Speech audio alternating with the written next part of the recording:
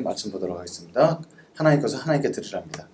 오늘 말씀 짧습니다. 그래서 홀수절, 짝수절, 자매님들이 홀수절, 형제들이 짝수절, 17절은 다 같이 들어가겠습니다. 읽겠습니다. 시작. 그들이 예수의 말씀을 책잡으려 하여 바리새인과 헤롯 땅 중에서 사람을 보내매 와서 이르되 선생님이여 우리가 아노니 이는 사람을 외모로 보지 않고 오직 진리로서 하나님의 도를 가리심이니이다. 가이사에게 세금을 바치는 것이 옳으니까 옳지 아니하니까. 우리가 바치리이까 말리이까 한데 예수께서 그의 시험을 아시고 이르시되 어찌하여 나를 시험하느냐 데나리온 하나를 가져다가 내게 보이라 하시니 가져왔거늘 예수께서 이르시되 이 형상과 이 글이 누구의 것이냐 이르되 가이사의 것입니다. 다 같이요. 이에 예수께서 이르시되 가이사의 것은 가이사에게 하나님의 것은 하나님께 바치라 하시니 그들이 예수께 대하여 놀랍게 여기더라. 아멘. 여러분 저는 하는 사역이나 그 역할 때문에 단톡방에 많이 속해 있습니다. 이게 단톡방을 정리를 해야 되는데 정리가 잘 안 되는데요. 저는 이런 단톡방도 있어요. 나이가 많으신 분들이랑 저를 엮어서 저를 지도 목사를 세워놨기 때문에 단톡방에 목사님 들어오세요. 들어갔더니 계속 저한테 보내는 거죠. 여러 가지 것들 보내시고 어떨 땐 청와대 청원 지금 박근혜 대통령을 다시 복직시켜야 됩니다. 청원해 주시기 바랍니다. 이렇게 옵니다. 그래서 제가 어떻게 대답해야 될지 잘 모르겠어요. 또 이런 단톡방도 있죠. 이제 와서 우리가 이걸 잊으면 안 된다. 진실을 규명해야 됩니다. 저는 이제 이 양쪽 분들을 다 만나게 되는데 저희 동서 형님은 저보다 10살밖에 많으지 않으신데 저랑은 완전 또 굉장히 다르십니다. 제가 책만 쓰면 먼저 검수를 하시고 혼내셔요. 이거 좌쪽 논리야 막 이렇게 혼내시고 그리고 너는 나이가 몇 개인데 정신을 못 차리냐 맨날 이러시고 그럽니다. 그래서 논리는 또 있어요. 근데 그분이랑 또 이제 저한테 이렇게 막 세워놓고 진상규명해다는 분이랑 이렇게 맞춰보면은 두 분이 과연 만나서 대화가 될까 이런 생각 가져봅니다. 그러니까 어떤 상황이라도 종교적인 걸 떠나서 가족관계를 떠나서 정치 얘기를 하면은 서로 이제 갈라지게 되는데 우리나라는 지금 이 두 양극이 존재하지 않나 이런 생각을 가져봅니다. 실제로 체험하는 겁니다. 예수님 당시에도 두 상극이 있었어요. 여러 종파가 있었지만 두 상극이 뭐가 있었냐면 바리새인과 헤롯 땅입니다. 바리새인은 반로마죠. 그래서 빨리 다윗의 그 나라를 회복해야 됩니다. 그러면서 하나님 말씀을 하면 살아가는데 지금 로마의 제국으로부터 해방받는 게 가장 첫 번째 목적이었죠. 이론상으로. 근데 헤롯 땅은 원래 제사장이 아니어서 나라를 다스릴 수 있는 사람들이 아니었는데 로마 정부의 힘을 얻어서 정권을 잡았습니다. 이 사람은 친로마죠.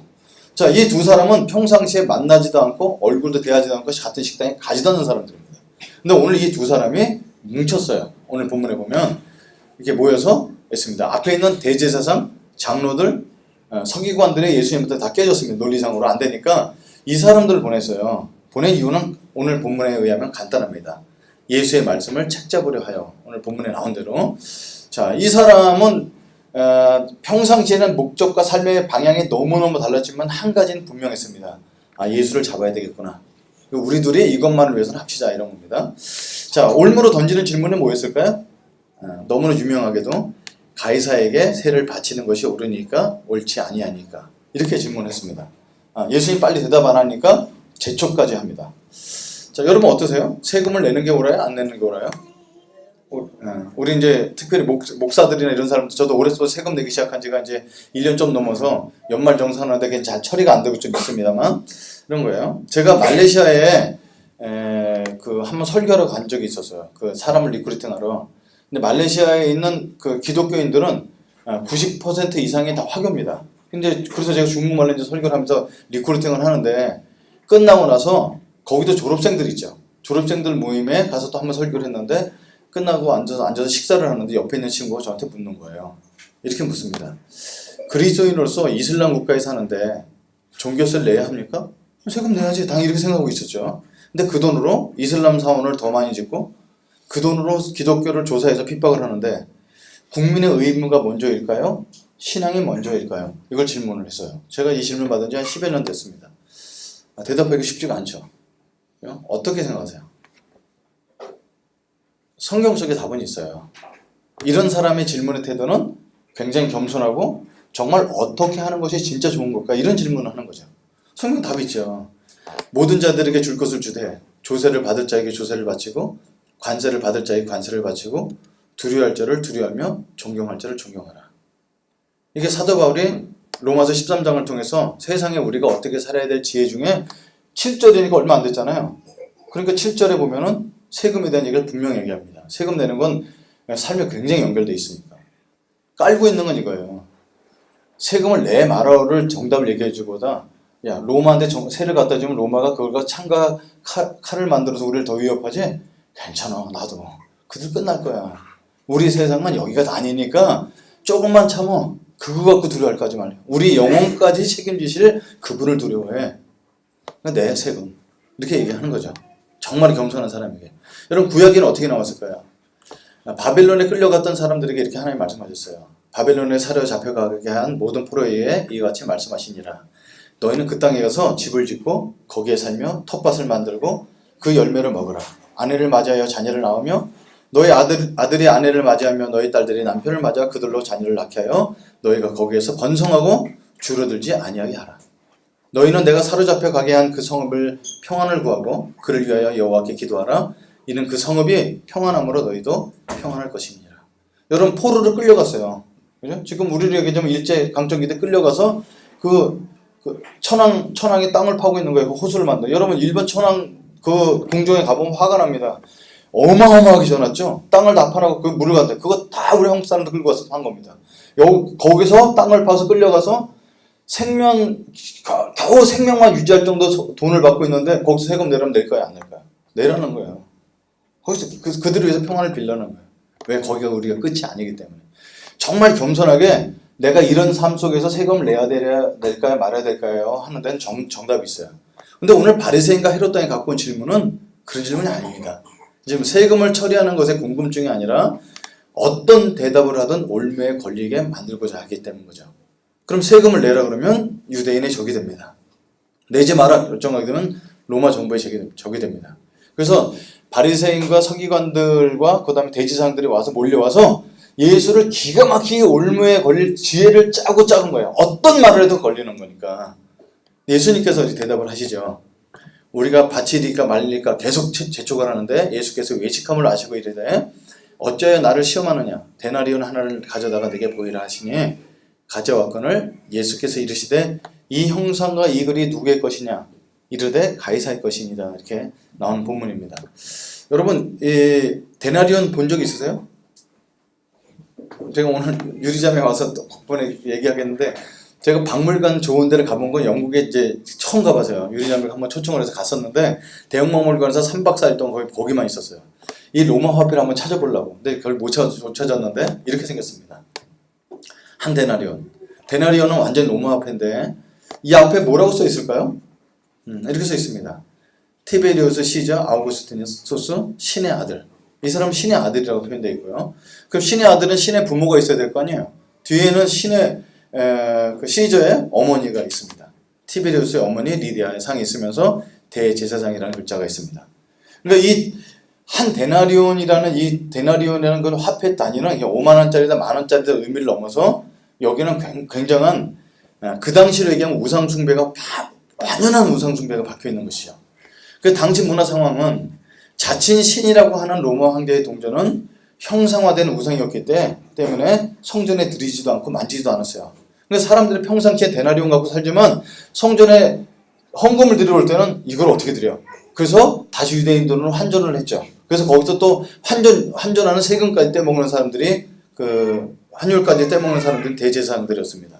그러니까 관계가 되게 안 좋은 거죠. 성전에 들이지도 않고 만지도 않았던 그런 상황입니다. 그래서 예수님께서도 데나리온을 만지지 않으셨어. 예. 이렇게 얘기하시죠. 예수님과 제자들도 데나리온을 가지고 있지 않고 만지도 않으셨기에 예수께서 그 사람들에게 뭐라고 그랬냐면 여기서 꺼내서 자 봐라 이러지 않고 내게 보이라. 그러니까 대제사장들도 딴 사람들한테 만지지 말라고 했던 것도 그들이 갖고 있어요. 그죠? 보입니다. 그리고 나서 예수님께서 역질문을 하시죠. 이 질문을 잘 보시면 제가 굵은 글씨를 해놨습니다. 이 형상과 이 글이 누구의 것이냐 이렇게 질문합니다. 이 돈이 누구의 것이냐 물으신 것이 아니라는 겁니다. 형상과 글이라 하셨습니다. 그러니까 사실상 이 세상에 어떤 물질도 어떤 사람도 어떤 직위도 하나님 것이 아닌 것이 없죠. 근데 지금 이 형상에 나타난 이 얼굴 모양과 글은 누구의 것이냐, 소유가 누구의 것이냐 이렇게 물어보는 것입니다. 누구나 다 압니다. 뭐라 대답합니까? 형상과 글은 가이사, 시저의 것이었습니다. 그걸 보고서 누구의 것이냐? 어떤 시저의 것입니다. 또는 시저의 것은 시저에게 바치는 것이 당연하다 이렇게 대답을 했습니다. 자, 본문의 핵심은 오늘 시저의 것을 시저에게 바치라는 것이 핵심이 아니라 17절입니다. 같이 한 목소리 읽겠습니다. 시작. 이에 예수께서 이르시되 가이사의 것은 가이사에게 하나님의 것은 하나님께 바치라. 네, 이게 본문의 핵심입니다. 공부를 하다 보면요, 이 접속사라는 카이라는 접속사인데 이게 아주 쉬운 헬라어인데요. 저도 공부를 하다가 이제 시험 보는데 뜻을 적어놔야 되거든요. 근데 이 카이라는 접속사의 뜻은 두 개예요. 그리고 혹은 그러나. 이게 말이 안 되는 접속 말이잖아요. 그래서 이게 어떻게 엔더하고 밭을 동시에 쓸 수 있으니까 교수한테 물어봤더니 그 문맥을 따라 해석을 해야 된다는 거죠. 그래서 일반적으로는 다 그리고로 해석됩니다. 근데 오늘 본문에는 그러나가 맞습니다. 이걸 다시 한번 해석을 하면 가이사의 형상이 새겨진 것은 가이사에게, 그러나 하나님의 형상이 새겨진 것은 하나님께 바치라. 이것이 오늘 본문의 핵심입니다. 아주 짧은 본문이었지만 하나님께 바칠 것은 무엇이었을까요? 자, 가이사의 형상 가이사의 것이니까 하나님의 형상이 새겨진 것은 하나님께 바치라는 거예요. 하나님의 형상은 누굴까요? 하나님이 자기 형상 곧 하나님의 형상대로 사람을 창조하시고 남자 여자를 창조하셨습니다. 여러분, 우리 어떤 형상도 하나님의 형상을 만들지 말라고 그랬죠. 왜요? 우리가 하나님의 형상이니까 다른 형상을 만들 필요가 없는 거예요. 사실은 하나님이 어떻게 생겼는지 그렇게 궁금하면 우리 자신을 보면 돼요. 하나님께서 우리에게 하나님의 형상대로 지어놨기 때문에. 그래서 하나님은 세상 모든 만물뿐만 아니라 시저를 포함한 모든 사람은 하나님의 형상이 들어있어서 하나님께 바쳐줘야 될 존재입니다. 살짝 시저 것은 시저께 바치라는 것이 뜻이 본문의 핵심이 아니고 하나님 것은 하나님께, 세상에 하나님이 아닌 것이 하나도 없죠. 하나님이 아닌 것이 하나도 없죠. 제가 지난 목요일날 저기 또 매주 첫째 주의 날 CBMC 가서 설교를 합니다. 그러니까 미리 오늘 그날 일찍 도착해서 컴퓨터 세팅하고 이렇게 하는데 그날 찬양 인도하는 어떤 사장님께서, 사장님들이 돌아가면 찬양 인도하는데 목사님은 좋으시겠어요. 아, 왜요? 주일을 하시잖아요. 그래서 내가 그 사장님 보고 제 설교를 1년 반이나 듣고 아직 못 알아듣셨어요? 어떻게 말씀 전하는 건 주일이에요. 사장님 지금 오늘 찬양 인도 끝나고 와서 사장님 하는 것도 굉장히 주일이죠. 가정주부도 주일이고 대리미질하는 것도 주일이고 청소일도 다 주일이라고 1년 반을 말씀드렸는데 그러시면 어떻게 해요? 그랬더니 똑같은 주일인데 목사님 주일은 조금 높으신 거죠. 아니에요. 똑같아요. 이게 갖고 있는 그 선입관이라는 게 있죠. 하나님께 드릴 것이라는 건 다른 것이 아니라 하나님이 이 세상을 창조했는데 하나님께 드리지 않을 것이 하나도 없죠. 그걸 주님께서 오늘 말씀하시는 거예요. 시저 것이라고 생각하는 건 시저께 드려. 그래, 하나님의 형상 다른 건 다 하나님께 드려야 돼. 시저마저도 주님한테 구원받을 대상이야, 이렇게 말씀하시는 거예요. 이 질문은 대답은요, 우리가 이미 본문을 알고 있었기 때문에 그렇지, 이걸 정치적인 사람들이 머리를 짜갖고 올무에 닫고 있는 답을 굉장히 놀랍게 해석하신 겁니다. 그들이 예수에 대하여 매우 놀랍게 여기더라. 하나님 지혜입니다. 결코 빠져나갈 수 없는 함정을 유의해 나가시며 거기다 일침을 가하신 예수님의 지혜입니다. 여러분, 세상은요 우리들보다 지혜롭습니다. 그리고 강합니다. 그리고 잔인합니다.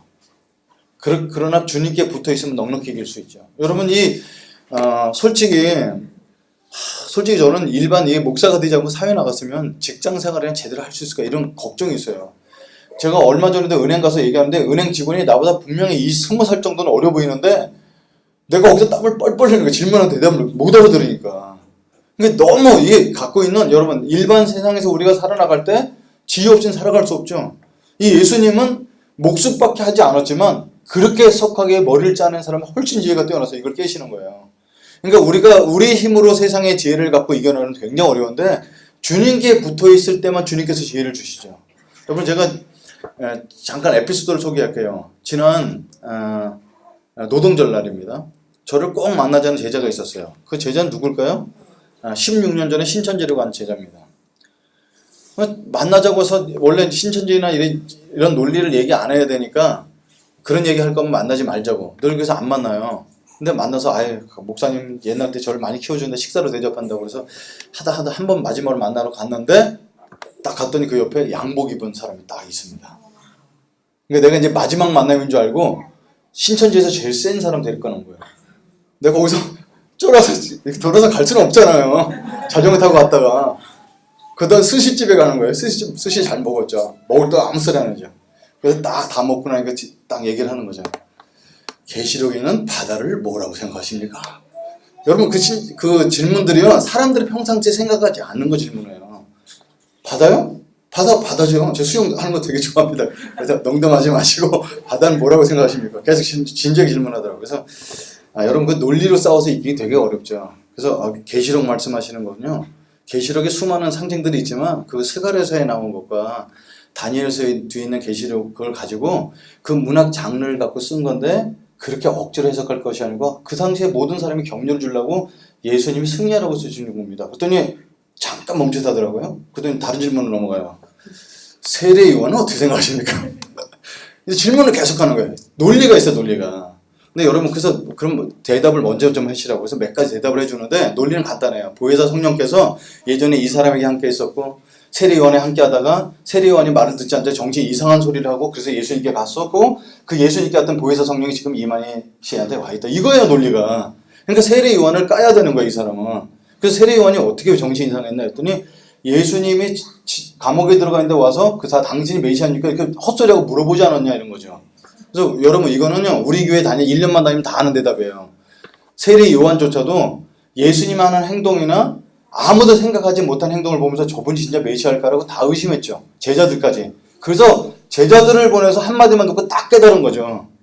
그래서 여인의 날짜보다 이 사람보다 더 위대한 사람이 없다고 주님께서 칭찬할 정도로 주님과 동행했던 사람입니다. 그래서 예수님이 갖고 있는 신성과 이런 얘기를 좀 나눴어요.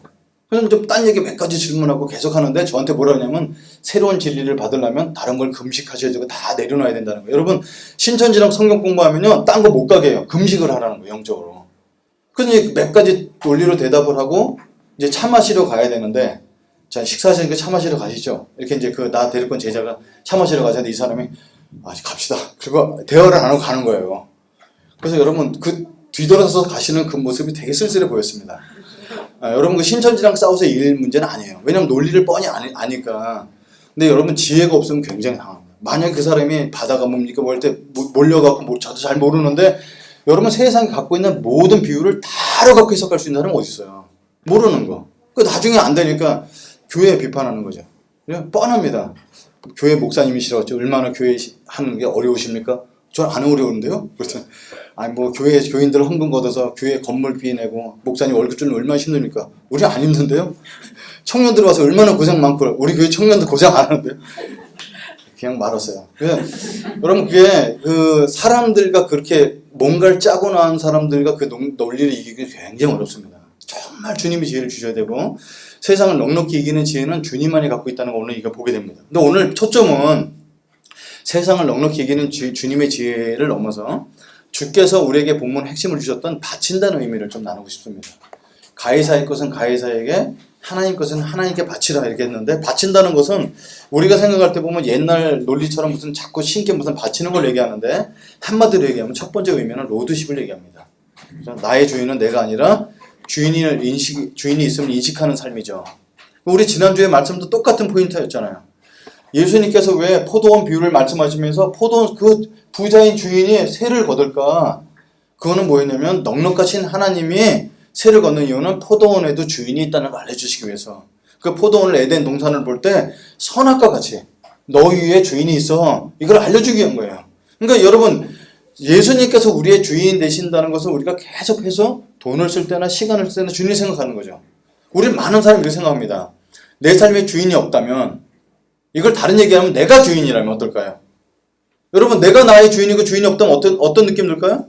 자유로울 거라 생각하죠. 이게 사탄이죠. 사탄교 1장 1절 말이잖아요. 주인이 없어. 내가 주인이야. 얼마나 자유로워. 답이 없죠. 우리가 그렇게 살다가 다 주님을 만나러 오잖아요. 그죠? 다른 사람들을 믿지 못하게 되고요. 버림받을까 늘 불안하고 숨기고 싶어 비밀이 많고 어둡다. 제가 이걸 어디다 하느냐 보육원에서 자란 사람들이 한 수많은 이야기를 요약해 놓은 거예요. 겉으로 봐서는 전혀 모르는 깊이 사귀지 않으려고 그러는 왜?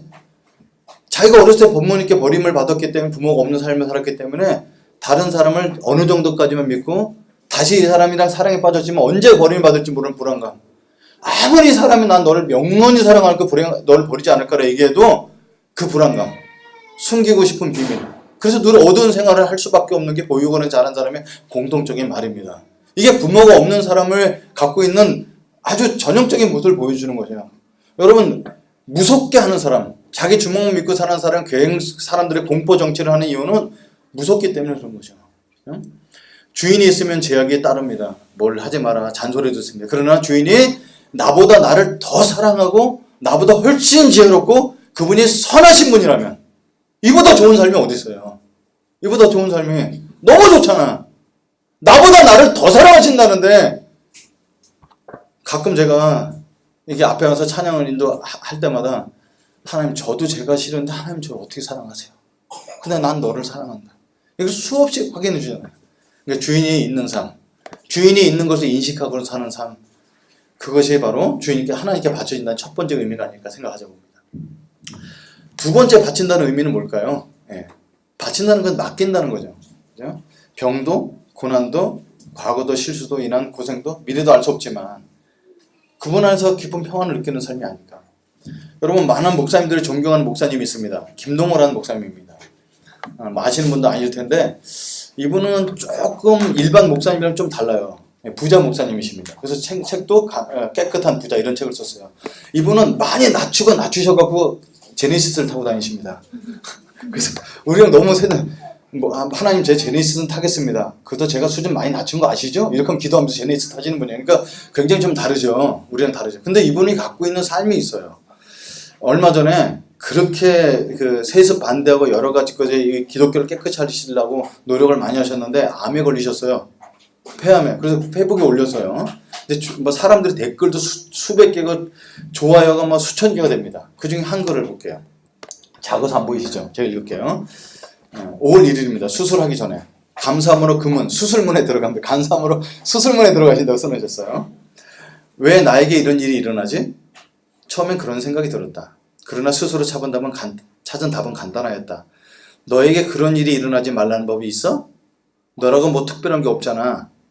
똑같은 사람인데. 처음엔 대수롭지 않게 생각했는데 그게 생각처럼 대수롭지 않은 일이 아닐 수도 있다는 생각을 하면서부터 그리고 인터넷과 유튜브로 서치를 하면서부터 좀 심각하게 시작했다. 폐암이 이제 마지막 암이니까 이게 그렇게 만만한 것이 아니구나. 정신력으로 의지로 용기로 극복할 수도 있을 것 같다. 남들도 되게 그렇게 하니까 나라가 못할 것도 없을 것 같다. 그 면에서든 나도 뭐 그렇게 약한 사람은 아니니까. 그러나 그렇게 하지 않기로 했다. 그렇게 하면 안 된다는 것을 알았다. 내 힘으로가 아니라 위에서부터 내려오는 힘으로 전적으로 그분을 의지하는 믿음으로 이겨내고 극복해야 된다는 것을 깨달았다. 그리고 그것을 하나님께 구했다. 주가 주시는 평안. 여러분 수술을 눈앞에 두고 이렇게 기도하기 쉽지가 않죠. 놀리잖아요. 하나님 날 보호해 주시는 분이 이런 분이라고 땡깡을 필 것 같으면 나같이 이렇게 깨끗하게 살고 사람들 위해 사는 사람이 암에 왜 걸려? 여기서 헤어나기 되게 어렵죠. 그리고 그 다음날 또 올리셨더라고요. 아프니까 조금 두렵고 떨리니까 성경이 잘 보인다. 우리에게 주신 보편적인 말씀으로서가 아니라 나에게 주신 특별하신 말씀으로 아주 쏙쏙 잘 들어온다. 아프니까 조금 두렵고 떨리니까 남의 아픔도 내 아픔처럼 느껴진다. 나보다 더 아픈 사람을 보면 아프다는 소리도 못한다. 두렵다는 말, 떨린다는 말 감히 못하게 된다. 미안해서. 그리고 마음에 실린 진정의 기도가 나온다. 전에도 진정이었는데 그 진정과 이 진정은 그 깊이와 농도가 다르다. 그래서 시편 기자가 고난 당한 것이 내게 유익이라 이로 인하여 내가 주의 윤례를 깨닫게 되었나이다 라고 한 거였구나. 내가 아프니 우리 자녀들이 더 난리다 이렇게 썼어요. 여러분 보세요. 이 암에 예수님 믿고 나서 암에 걸렸으니까 암을 해결됐다. 어떤 공짜로 해준 의사가 나타나면 날 고쳐줬다. 이런 기적이 아니죠. 일상에서 똑같이 고난을 당하면서 아버지가 있는 사람. 여러분 이분 간증을 들어보면 아버지가 수의 아저씨셨어요. 부자는 아니었거든요. 그랬는데 그 일자 무식이셨고 근데 아주 줏대가 있는 사람으로 자식을 꿋꿋하게 키워놓으셨어요. 그런 아버지 밑에서 자란 아버지 모습이 있죠. 그래서 주께 맡긴 삶은 부끄럽지가 않은 거예요. 왜? 나 일 열심히 했는데 내가 암에 걸렸어? 너무 부끄럽지? 아니, 그럴 수도 있지. 그럴 수도 있지. 여러분, 제가 40살에 자아상이 회복됐다고 했잖아요. 40살에 신학교를 가서 제가 몇 번 얘기했으면 제일 먼저 신학교 가서 질문한 게 우리 교수님한테 왜 저는 남자들이 있는 것보다 여자들이랑 있는 게 더 편할까요? 이런 질문을 했어요. 그게 내 속에 아무한테도 꺼냈지 굉장히 어려운 문제였어요. 근데 간단하잖아요. 여자들만 있는 집에서 태어났으니까 여자가 더 편한 게 너무너무 당연한데 그걸 속에 감춰놓고 왜 나는 여자가 편하지? 그래서 이렇게 생각했다는 거지. 근데 이거를 꺼내놓고 주님 앞에 가보니 나를 나대게 하신 것은 좋은 점도 있지만 단점도 다 주님이 아시는 건데 내가 그걸 감춰놓고 아닌 것처럼 살 필요가 뭐가 있어? 자유함을 누리는 거죠. 그럴 수도 있지. 여러분, 우리 부부싸움 할 수도 있죠. 너 어떻게 평생 같이 해? 어떤 부부도 처음엔 다 행복하게 시작했다가 애기 낳으면서 힘들어지고 4, 5년 지나면 예전에 하던 그 호르몬이 나오지 않아서 미워지고 힘들어져요. 나만 아닌 것처럼 살 필요가 뭐가 있어요? 그럴 수도 있지. 여러분, 저는 영화 보면서 가끔 은혜를 받는데 옛날 때 내 머릿속에 지우개라는 영화를 보고 굉장히 은혜를 받았어요. 내 머릿속에 지우개라는 영화는 주인공 여자가 아빠 친구랑 바람 피는 얘기예요. 근데 그 아빠가 딸을 받아들이는데 차 타고 이렇게 같이 가는데 딸이 아빠한테 질문합니다. 아빠, 나 때문에 동창회도 못 나가고 힘들지요? 괜찮다. 그래도 네가 내 딸인데. 속은 안 잊을 거 아니잖아요. 근데 그렇게 딸을 받아주는 아버지를 보면서 야, 저렇게 받아주시겠구나. 그래서 나도 그렇게 우리 딸들을 받아주기를 마음을 먹었었어, 그 당시에. 그래서 그러지 마라. 여기 딸이 있으니까 그러지 마라. 근데 그걸 받아주기로 했어요. 근데 왜? 인간사는 다 그렇기 때문에 성경을 읽어봐도 처음부터 끝까지 잘 사는 부부가 한 부부도 안 나오잖아요. 그걸 보고 인간이 죄인이기 때문에 그렇구나. 그럴 수도 있지. 나만의 문제가 아니지. 그 주께 맡긴 사람은 이런 굉장히 낭만적이 될 수 있어요. 받아들이고 같은 고난 중이라도 바닥에 깔리는 평안이 있습니다. 내가 주인이 아니니까. 여러분, 내가 책임져야 되니 얼마나 좋겠어요. 그죠? 우리 가족 내가 끝까지 책임져야 된다고 최선을 다하죠. 건강을 위해서 달리기도 하고 수영도 하고 보험도 들고 다 해요. 그렇지만 그거 갖고 우리 가족을 다 책임질 수 없죠. 우리 가족의 주인은 주님이시니까 이런 평안이라는 거죠. 그래서 어떤 결과가 나오지 늘 감사합니다.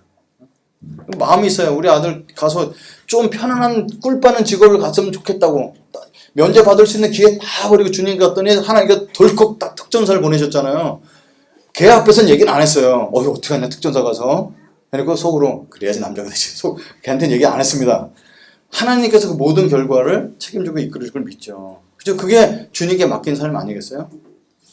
세 번째 바친다는 의미는 이겁니다. 주님께 자원함으로 순종하는 삶입니다. 그러니까 자원함으로 순종할 때 하나님께서 어떤 부분을 보시냐면 시간과 물질과 정신과 관계 속에서도 그것을 갖고 있는 모든 에너지를 주님께서 기뻐하시는 곳 사용하죠. 여러분, 이 중에서 가장 눈에 뚜렷하고 분명하게 들을 수 있는 게 물질입니다. 그게 제일 쉬운 거예요, 어쩌면. 여러분, 지난주에 제 새 차가 나왔습니다.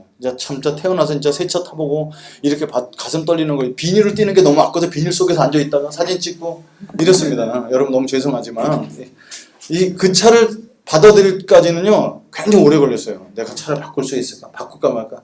이 나이에 내가 중형차를 탈 수 있을까 말까? 근데 친구 모임 가면 다 중형차 타고 오는 거 보면서 나도 때가 되지 않나 생각을 했는데 마음에 개 걸리는 게 여러분이었어요. 여러분 중에 제가 제일 부자예요. 저는 어떤 목사는 어딜 가든지 중상층 되면 좋겠다 싶은데 여러분, 내가 제일 큰 집에 살지요. 여러분, 이제 차 바꾼다. 내가 중형차다. 그 내가 미안해갖고 그걸 못 하겠는 거예요. 끝까지. 그러니까 하나님 앞에 내가 이거 근데 이제 비 오는 날 밤늦게 계속 오다가 이렇게 살다 보면 먼저 가는 수가 있겠구나. 그래서 이제 바꾸기로 해서 받았어요. 받았는데 이거를 주님께 참 이렇게 그래도 감사 헌금이라 좀 해야 되는데 헌금이 바닥인 거예요. 여러분, 그동안 집에 있는 물건이라 팔 거 다 팔아갖고 차를 샀기 때문에 더 이상 팔 게 없는데 기타가 눈에 들어와서 기타를 올렸어요. 근데 그 12절 기타는 아무도 안 사거든요. 그래서 20만 원을 내놨는데 이상한 분이 나타나셨어요. 사겠다고. 그래서 20만 원에 팔았습니다. 여러분, 그래서 5만 원 오늘 감사헌금, 이게 차상가 감사헌금고 11조 내니까 20만 원에 10몇만 원 남죠. 근데 여러분, 이게 너무너무 감사해요. 내가 보이지 않는 하나님께 시간과 물질과 정신을 드릴 수 있다는 사실 그 믿음을 주시기 얼마나 감사한지 몰라요. 네, 여러분 진짜 제자도라는 것은 이런 겁니다. 저도 예평대 제자훈련을 했는데 제자훈련의 맨 마지막 때는 말씀이 이거죠.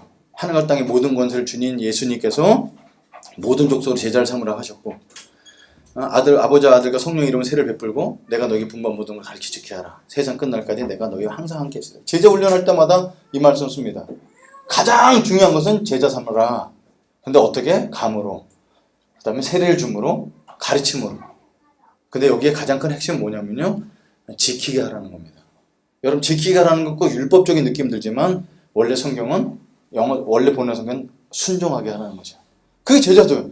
예수님 앞에 순종하는 게 제자죠. 그죠? 신앙생활에 교회가 갖고 있는 모든 문제는 뭘까요?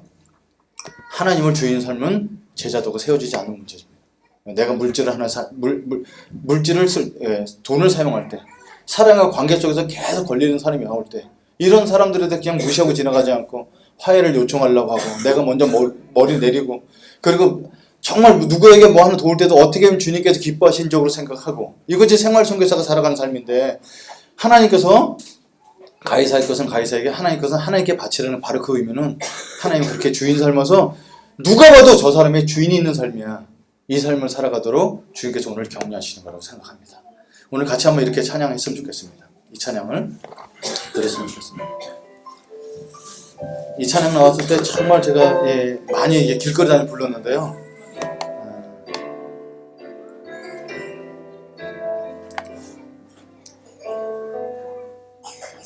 말씀하시면 내가 나아가리라. 주님 뜻이 아니면 내가 멈춰서리라.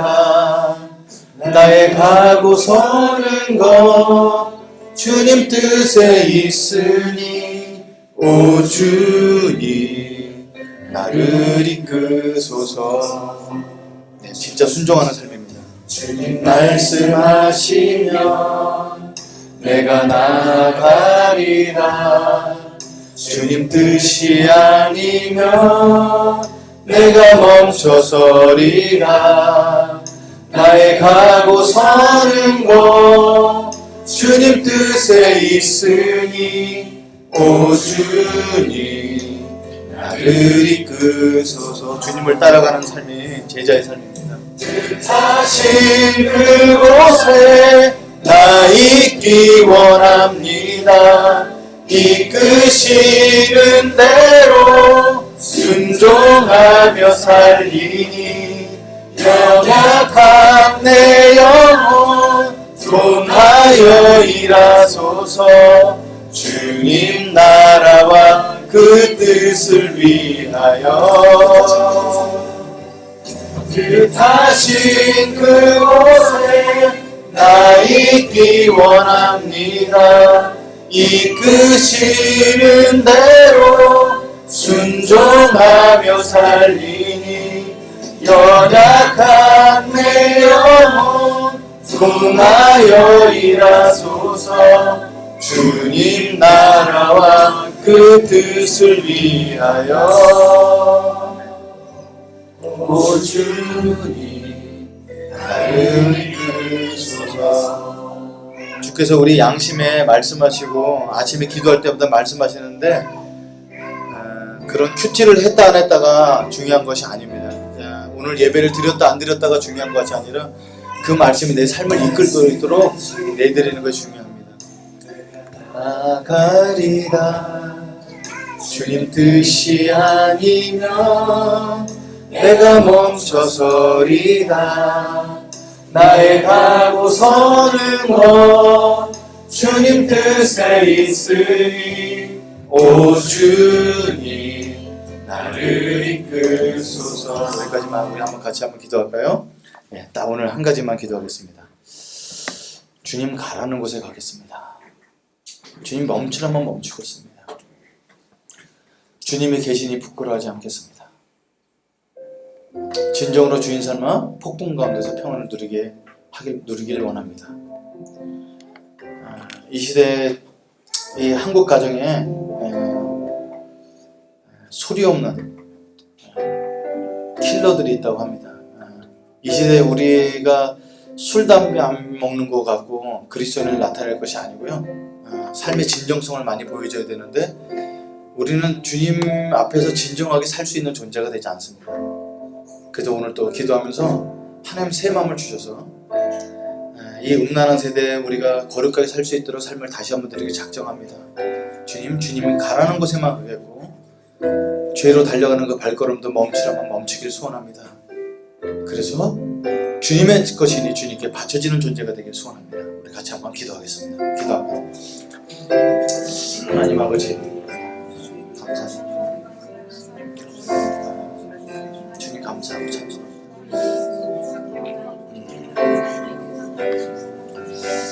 가지 말아야 될 것이 많습니다. 하나님 아버지 주님 붙들어 주시옵소서. 하나님 아버지 내가 특별히 부끄러워하지 않게 해주시옵소서. 정직하게 해주시고 하나님 아버지 인간으로서 실수도 갖고 있는 배경도 하나님 그대로 솔직하게 인정하고 주님이 나에게 만들어주신 거 그렇게 감사하며 살길 소원합니다. 하나님 부족한 거 그대로 들고 나갑니다.